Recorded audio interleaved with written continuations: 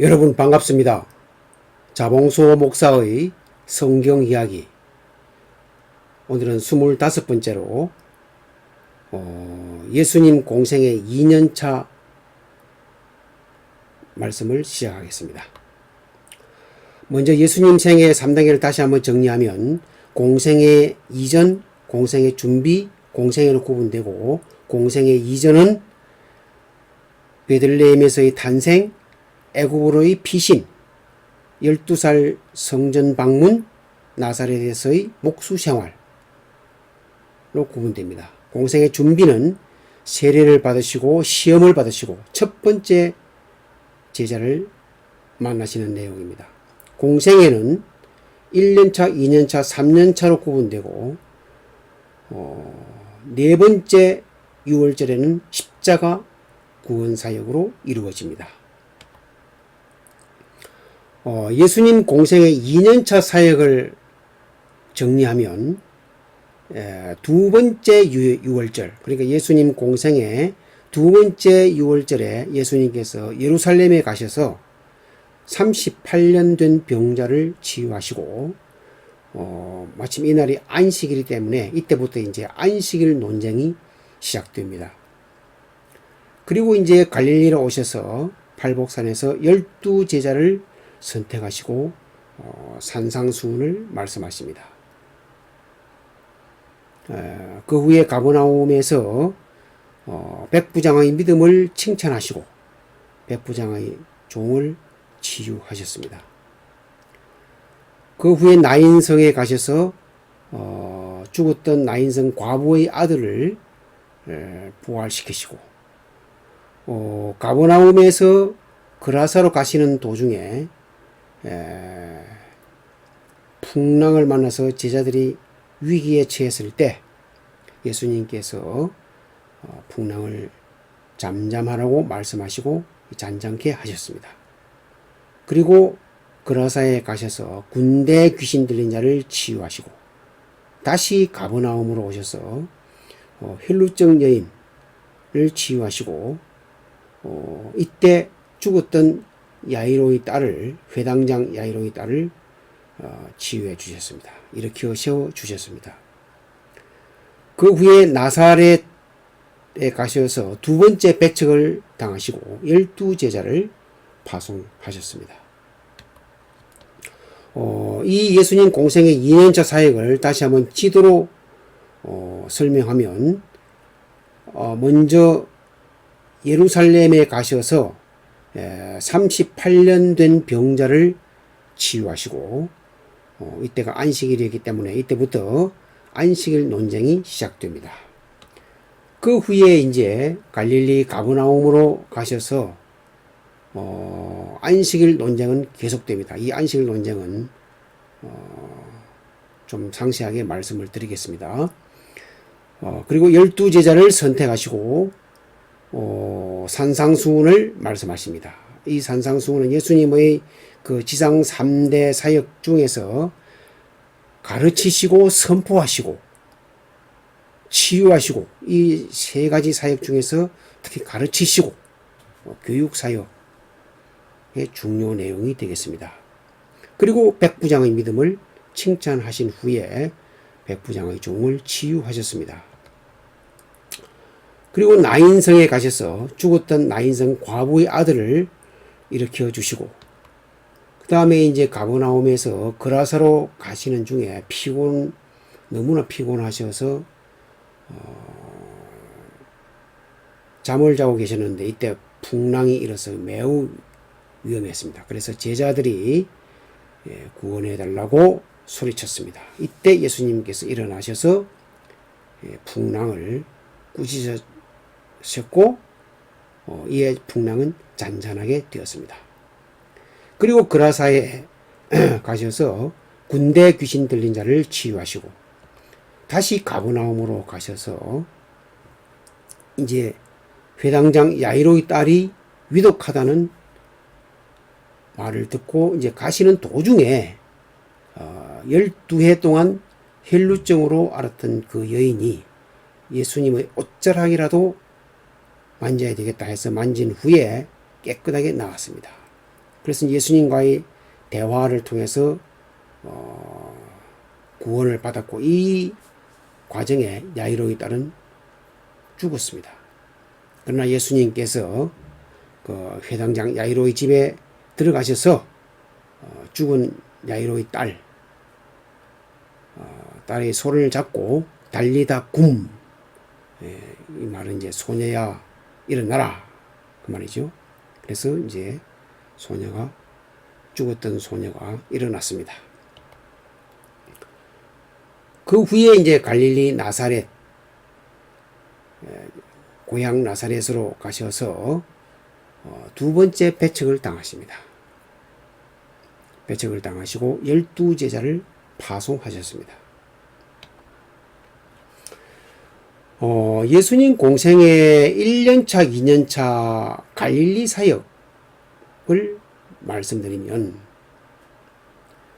1년차 때 갈릴리 가나에서 가나의 혼인잔치에 물을 포도주로 변화시킨 그런 이적을 일으키시고, 그 다음에 왕의 신하의 아들을 치유하셨습니다. 그리고 나사렛에서는 처음으로 공식적으로 메시아이심을 선포하셨는데, 이때 나사렛 사람들이 이를 인정하지 않고 배척을 했습니다. 그리고 가버나움으로 이주를 하셔서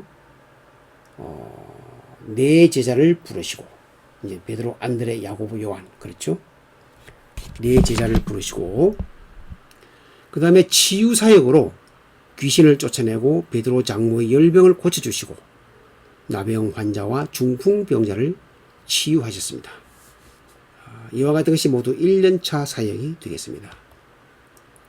그리고 이제 2년차 사역으로 가버나움에서 이제 안식일 논쟁이 시작되고 12제자를 선택하십니다. 그리고 산상수훈을 하시고 백부장의 믿음을 칭찬하셨습니다. 그 후에 나인성에 가셔서 죽었던 나인성 과부의 아들을 살려주시고, 가버나움에서 그라사로 가실 때에 풍랑을 잔잔하게 하시고, 그리고 이 그라사에서는 군대 귀신 들린 자를 치유하셨습니다.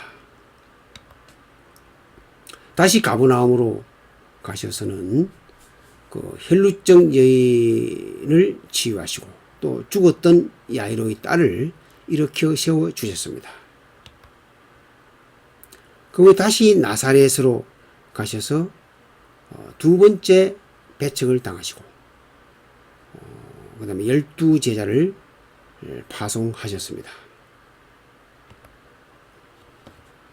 이제 그 2년차 사역 중에서 38년 된 병자를 고치신 내용을 다시 한번 좀 알아보겠습니다. 이것은 이제 예루살렘 6월절에 예루살렘에 가셨는데 베데스다 연못에서 있었던 이야기입니다. 그러니까 이제 예루살렘에 두 연못이 있는데 하나는 베데스다이고 하나는 실로암 못이죠. 이 베데스다 못은 예루살렘 성전 그 동북 쪽에 위치해 있는데 뜻은 자비의 집, 은혜의 집입니다. 이 베데스다 연못에는 많은 병자와 맹인과 또 다리 저는 사람, 혈기 마른 사람들이 누워 있습니다. 그래 누워 있다가 이제 물이 이제 동하면 이제 물이 움직이면 물의 움직임을 기다리고 있는데 이것은 뭐냐 하면 이제 그 천사가 가끔 못에 내려와서 이제 물을 움직이게 합니다. 이때 이 움직인 후에 먼저 들어가는 자가 그 이제 물에 몸을 담그면 어떤 병에 걸렸든지 다 낫게 된다. 그런데 이제 여기에 이 38년 된 병자가 이제 그 곁에서 누워서 기다리고 있는 겁니다. 그런데 이 38년 된 병자는 물이 움직일 때 못에 들어갈 기회를 얻지 못합니다. 왜냐? 누구도 도와주지 않으니까. 움직일 수가 없는데 누군가 도와줘야 되는데 도와주지 않죠. 이 38년 된 병자는 그 갈릴리에서의 그 중풍 병자, 그 4명의 친구가 침상에 뉘어 와서 이제 고침받은 그 중풍 병자와 비교가 되죠. 거기는 4명의 친구가 도와주어 가지고 예수님께 데리고 와서 깨끗하게 나왔습니다. 그런데 이 38년 된 병자는 누구도 도와주지 않는 그런 절망의 상태, 정말 38년 동안 무기력한 절망의 상태에 있었습니다. 그런데 여기에 예수님께서 이제 직접 찾아오셨습니다. 앞에 중풍병자는 4명의 친구가 예수님을 찾아갔는데 여기 38년 된 병자는 누구도 도와주지 않은 상태에서 예수님이 직접 찾아오셨다 하는 것이 중요합니다. 그런데 이 38년 된 병자는 예수님을 잘 모르죠. 예수님 직접 찾아오셔서 내가 낫고자 하느냐 하고 이제 물으시는데 이 38년 된 병자는 이제 예수님에 대해서 잘 모릅니다. 그래서 이제 뭐라고 하느냐면 주여 물이 움직일 때 나를 못에 넣어주는 사람이 없어 내가 가는 동안에 다른 사람이 먼저 내려가나이다. 그래서 지금까지 치료를 받지 못하고 있습니다. 그렇게 이야기하는 거죠. 그러니까 이제 뭐냐면 당신이 와서 이제는 좀 나를 도와서 그 물이 동할 때 그거 좀 넣어 주세요.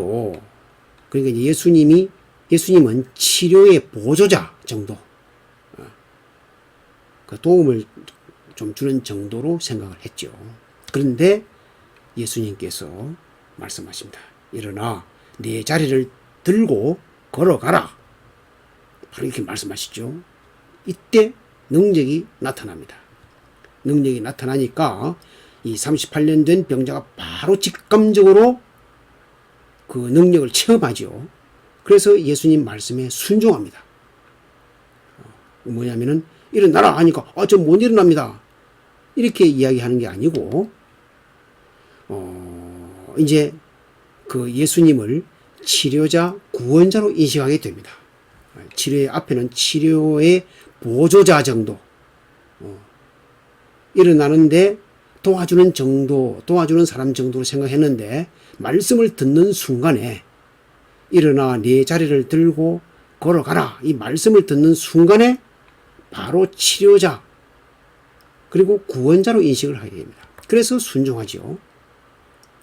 말씀에 순종하니까 그 사람이 곧 나와서 자리를 들고 걸어가니라. 다시 한번 정리하면 이 38년 된 병자 치유 사역을 보면 예수님의 그 주도성과 자비심을 볼 수가 있습니다. 그러니까 예수님께서 직접 병자를 찾아가서 치유하십니다. 아무것도 할 수 없는 절망의 상태, 무기력한 그런 상태에 있을 때 예수님께서 직접 찾아가십니다. 그래서 그 죽음의 문턱, 절망의 상황에 있는 그 38년 된 병자에게 새 생명과 새 희망을 주십니다. 이제 안식일 논쟁인데요. 이 안식일 논쟁은 공생의 2년 차부터 본격적으로 시작되는데 바로 이제 이 38년 된 병자부터 시작해서 이제 예루살렘이죠. 그리고 이제 갈릴리로 와서는 갈릴리 일대에서 계속 이 안식일 논쟁이 일어나게 됩니다. 이제 그것을 좀 종합해서 정리해서 살펴보도록 하겠습니다. 이때 이제 주요 사건은 조금 전에 이제 말씀드린 베데스다 병자 치유, 그 다음에 또 이제 이 예루살렘에서 있었던 것이 예수님 공생의 3년차 때 초막절에 그 이제 맹인 실로암 맹인 치유 때 이제 실로암 못에 가서 씻으라 하는 그 맹인이죠. 그리고 이제 가버나움 일대, 갈릴리 가버나움 일대에서 있었던 밀바사에 지나가실 때 밀 이삭 잘라 먹는 것을 안식일 하면 안 된다 하는 이때부터 시작됩니다. 그리고 안식일에 손 마른 자를 치유하는 거죠. 치유하는 건 절대로 안 되죠. 안식일 날. 그래서 여기에서 일어났던 것. 그리고 18년간 꼬부라진 여인, 귀신 들려서 꼬부라진 여인을 치유하시고 또 수종병 든 자를 치유하시는, 이 모두 다 안식일에 일어났던 일들입니다. 먼저 이제 베데스다 병자 치유인데 조금 전에 이제 설명드렸던 바로 그 내용입니다. 그래서 일어나 네 자리를 들고 걸어가라 하니까 곧 나와서 자리를 들고 걸어갔는데, 이 자리를 들고 걸어갔다, 여기에 이제 문제가 있는 거죠. 자리를 들고 걸어가니까 이 유대인들이 바로 책망을 합니다. 안식일인데 네가 자리를 들고 가는 것이 옳지 않다, 이렇게 이제 막 신란을 하죠. 하니까 그 병자가, 38년 된 병자가, 나를 낫게 한 그 사람이, 그분이 자리를 들고 걸어가라 하더라. 그래서 자리를 들고 간다. 그가 누구냐? 처음에는 몰랐다가 나중에 결국 이제 예수님이라는 것을 알게 됐죠. 그래서 그 병자가, 나를 고친 분은 바로 예수님이다, 이렇게 이제 이야기를 하니까 이번에 이제 유대인들이 이 일로 예수님을 막 박해합니다. 네가 왜 안식일에 해서는 안 될 걸 지시를 했느냐 하니까, 그리고 안식일에 고칠 수 없는 병을 왜 고치느냐 했을 때 예수님께서, 내 아버지께서 일하시니 나도 일한다. 이때 아버지는 하나님이죠. 그래서 유대인들이 막 이 때문에 막 불같이 화를 내면서 이러고 말미암아 더욱 예수를 죽이고자 했습니다. 왜냐? 이는 안식일을 범했을 뿐만 아니라 안식일을 범한 것은 물론이고 예수님이 하나님과 동등됨으로 이렇게 삼았죠. 내 아버지가 일하시니 나도 일한다. 이것은 완전히 신성 모독죄에 해당합니다. 그래서 막 예수님을 죽이려고까지 했습니다. 그 다음에 이제 그 두 번째 안식일 논쟁이 밀 이삭 잘라 먹는 사건인데, 예수님과 제자들이 안식일에 밀밭 사이로 가실 때 제자들이 배가 고파서 이삭을 손으로 이제 비벼 먹었습니다. 이 비벼 먹으면 이게 이제 안식일이라는 거죠. 그래서 안 됩니다. 이래서 이제 바리새인들이 비난을 합니다. 당신의 제자들이 안식일에 하지 못할 일을 하나이다. 이제 막 힐난을 하니까 예수님께서 다윗이 시장할 때에 하나님의 전에 들어가서 제사장 외에는 먹을 수 없는 진설병을 먹은 것을 기억하지 못하느냐, 그걸 읽지 못하느냐 라고 이제 말씀하시면서, 그리고 안식일에 제사장들이 성전 안에서 안식일을 범하여도 죄가 없음을 그 율법에 기록했는데 이걸 못 받느냐 하시면서, 총 결론이 뭐냐면은 사람이 안식일을 위해서 있는 것이 아니라 안식일이 사람을 위해서 있는 것이다. 사람이 더 중요한 거다 라고 말씀하셨고, 그러면서 최종적으로 인자는 안식일의 주인이다, 이렇게 말씀을 하셨습니다. 그 다음에 이제 세 번째가 이제 안식일에 손 마른 자를 치유하실 때인데, 이제 회당 안에서, 안식일 회당 안에서 한쪽 손 마른 사람이 있었습니다. 이제 또 이제 서기관들과 바리새인들이 이 어떻게 하나 보고 있는 거죠. 이제 하면 이제 예수님이 또 안식일에 이 손 마른 자를 이제 고치면 고발하려고 이제 시험을 하는 거지. 안식일에 병 고치는 것이 옳습니까? 이렇게 물어보는 거죠. 병 고치면 안 되는 걸 이제 뻔히 알면서, 이때 예수님께서 안식일에 양이 구덩이에 빠졌는데, 그럼 그걸 끌어내는 게 맞느냐, 끌어내지 않는 게 맞느냐? 당연히 구덩이에 빠졌으면 끌어내야죠. 그런데 이제 그래서 그러면 사람이 양보다 더 귀한 것이 아니냐? 그러면서 이제 예수님께서 그 한쪽 손 마른 사람에게 손을 내밀라 라고 말씀하시니까 그 사람이 손을 내밀었죠. 손이 말라 비틀어졌는데 내미니까 다른 손과 같이 깨끗하게 회복되었더라. 이렇게 되니까 그 서기관들과 바리새인들이 막 화가 머리끝까지 났죠. 노기가 가득하여 어떻게 하여 예수를 죽일까 이렇게 의논을 했습니다. 그 다음에 이제 18년간 꼬부라진 여인을 치유하시는 내용인데요. 예수님 이것도 역시 이제 안식일에 회당에서 가르치고 계시는데 한 여인이 등장합니다. 이 여인은 18년 동안 귀신이 들려가지고 앓으면서 꼬부라져 펴지를 못하는 그런 병자입니다. 그래 이제 예수님께서 바로 말씀하시죠. 여자여, 내가 내 병에서 놓였다 하시면서 그 여자에게 안수를 하셨습니다. 그러니까 여자가 곧 허리가 펴지고 하나님께 영광을 돌렸습니다. 그러니까 막 회당장이 아주 또 분을 내죠. 안식일에 이제 이런 일이 있었으니까 분내어서 무리들이 다 보는 데서 이제 일할 날이 엿새가 있는데 왜 안식일에 일을 하느냐, 안식일을 하지 마라. 이때 예수님께서 18년 동안 사탄에게 매인 바 있는 이 아브라함의 딸을 푸는 것이 합당하다. 안식일이라도 18년 동안 매여 있었는데, 사탄에게 매여 있었는데, 이 이제 아브라함의 딸인 후손인데 풀어주는 게 합당하다라고 말씀하셨습니다. 그리고 이제 수종병 든 자를 치유하신 건데요. 이제 이 수종병은 온 몸이 붓는 거죠. 예수님께서 이제 바리새인 지도자의 집에 이제 가셨는데, 이제 주님 앞에 수종병 든 사람이 있습니다. 온 몸이 부어가지고 참 보기가 민망한 그런 사람이죠. 또 이제 율법 교사와 바리새인들이 이제 엿보고 있습니다. 엿보고 있는데 예수님께서 율법 교사와 바리새인들에게 이제 이 율법 교사와 바리새인들은 또 이제 시비 걸 걸 이제 벼르고 있는 거죠. 안식일에 병 고쳐주는 것이 합당하냐 아니하냐. 안식일에 병 고쳐주는 것하고 그 병든 자를 가만히 놔두는 것하고 어느 게 맞느냐. 그러니까 아무 말을 못하죠.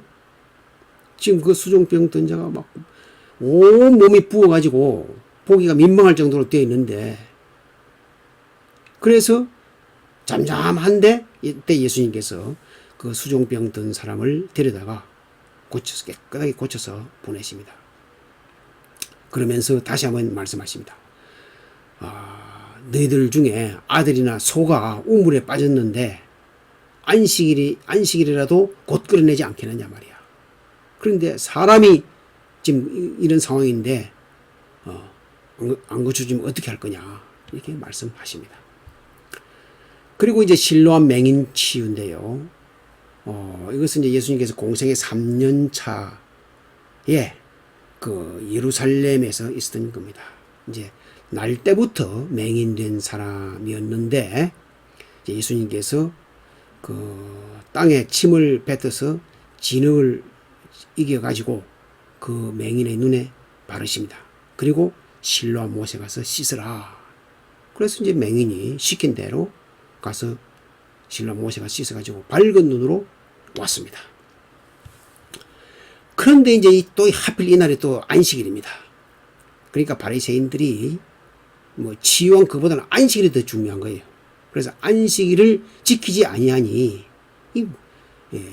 하나님께로부터 온 자가 아니다 라고 막 이제 자기들끼리 이제 이야기를 하는 거죠. 그러니까 또 한 사람은 죄인인데 어떻게 이런 표적을 행하겠느냐 하면서 이제 막 논쟁이 또 자기들끼리 논쟁이 벌어졌다가 그 부모가 어떤 생활을 하는지 물어보자. 그래 부모한테 또 이야기합니다. 그러니까 이제 부모가 이제 안식일에 병 고친 게 옳으냐 옳지 않느냐라고 이제 물어보니까 부모는 이 대답을 잘못하면 큰일 나겠어요. 왜냐? 이제 부모들은 이 예수님이 지금 많은 사람 그 바리새인들 또는 서기관들이 예수님을 벼르고 있다는 걸 알고 있습니다. 그래서 그 예수님이 그리스도다 하는 걸 시인하게 되면은 출교당할 그런 상황이에요. 그래서 함부로 이야기를 안 하고 아예 아들이 지금 어른이니까 그 아들에게 물어보라 라고 피해버립니다. 이렇게 이제 총 6개의 사건을 가지고 안식일 논쟁이 있었는데 결론이 뭐냐? 사람이 안식일을 위해 있는 것이 아니고 안식일이 사람을 위해 있는 것이다 하는 것이 예수님의 뜻입니다. 그리고 예수님은 안식일의 주인이다 하는 것을 누누이 말씀하셨습니다. 감사합니다.